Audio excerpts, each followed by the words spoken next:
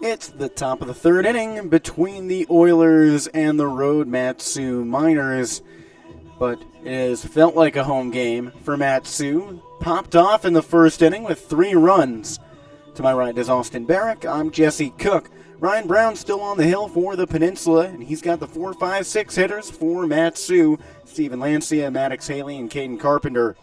Lancia walked last time up. He bats from the right side. He swings a heavy bat this season. The catcher hit the ground running and is batting .500 after joining the team just 9 games ago. The pitch. Swings and foul, tips it into the catcher's mitt. Yeah, Lancia 14 for 28, and that first week was something special. He was batting .667 after the first few games. 0-1, swung on and fouled to the backstop. So Lancia down to the count, 0-2. Not one to strike out a whole lot. He's done it 6 times this season. And with the exception of that 3 strikeout affair against the Bucks a little over a week ago, he has only struck out once in each game in which he has recorded a K. Brown's 0-2. Swings, drives it right center field. That one hanging towards the gap. It's down. 2 hops the fence. Lancia chugs into second. He rounds for third. Picked up in the outfield, hurled to the infield, and Lancia has a stand-up triple. The second Matsu Miner to do that today. So after Nolan Tucker led off the game with a triple to the right field gap, the catcher, Steven Lancia, does it. And that puts up a very good situation for Maddox Haley, who bats behind him. He's reached base in every single game this season, has yet to do so today, but no official at-bats after that sacrifice fly in the first. Righty on the hill, righty at the dish. Brown deals, swings at the front door curveball, batters it to short, scooped up on the run, throw across the body to first is not in time, and Lancia scores! 4-0 Matsu on the infield hit for Maddox Haley. Things just keep going well for the M's. Absolutely, Jesse. You said it. Hit the ball in play. It would have been a tough play for Elko to make. He bobbled it a little bit in his glove, but Lancia scored easily, and Haley on his horse to first. Easily safe there. Brings up Caden Carpenter, bats from the left side. First pitch, he squares to bunt, pulls back, called a strike, lone away. Carpenter, last time up, slammed the 5th pitch he saw into right field for a hit. Made it a 3-0 game with that. Now with a 4-0 lead, he's got a runner on first and nobody out in the top of the third. The pitch. Swings, fouls it to the left side and out of play. 0-2 for Carpenter.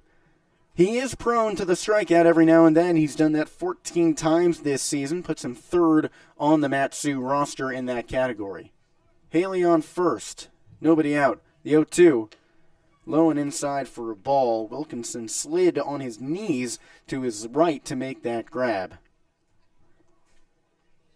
He checked over at Haley on first base, but shouldn't have to worry about him too much. Hasn't tried a stolen base this season. Brown's 1-2. Carpenter swings and fends off another one off to the left.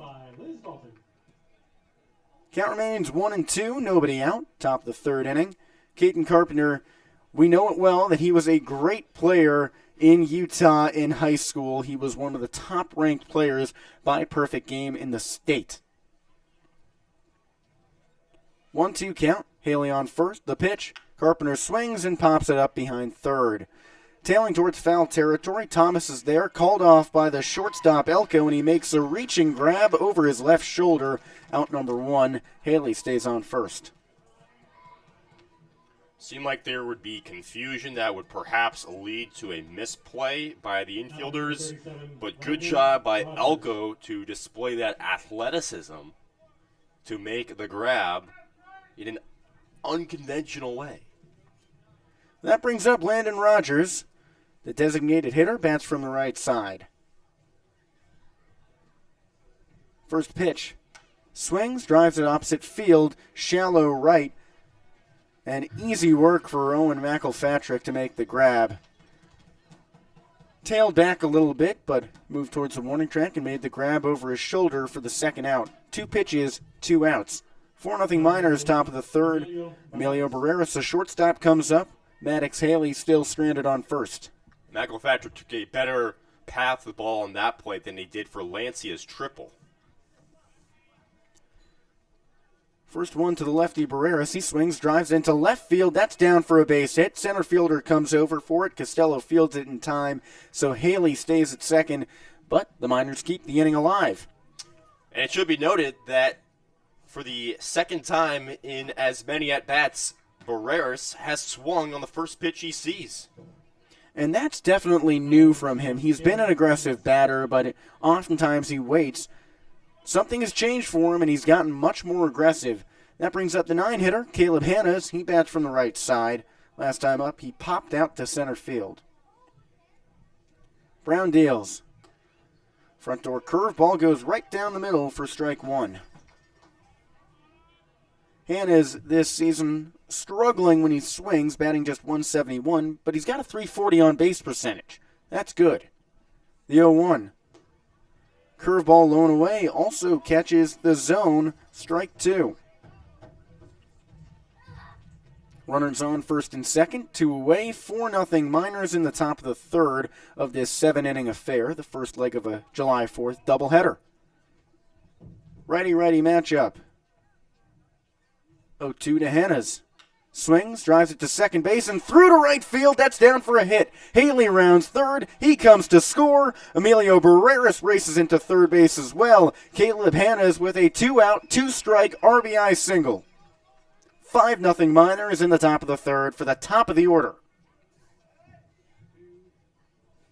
Wow, what a great piece of hitting by Hannes. You said it, with the 2 strikes on him and 2 outs. Just placed the ball opposite field on a breaking ball outside. A perfect piece of hitting for Hannes. Keeps the inning going. Tacks on another run in the process. And he brings up his Valparaiso teammate, Nolan Tucker, who this game has been a dangerous man. He led off with a triple, then last time up also had a single. He's 2 for 2. The pitch. Swings and pops it up to short. Michael Elko under it on the infield dirt, and he makes a grab just next to his left shoulder. Matsu adds on a pair of runs to do some damage in this top of the third inning, but we move on to the bottom half of inning number 3. 9-1-2 due up for the Oilers in Brett Grupe, Owen McElpatrick, and Drewby Pinkston. We'll be back in just a moment with a 5-0 Miners lead.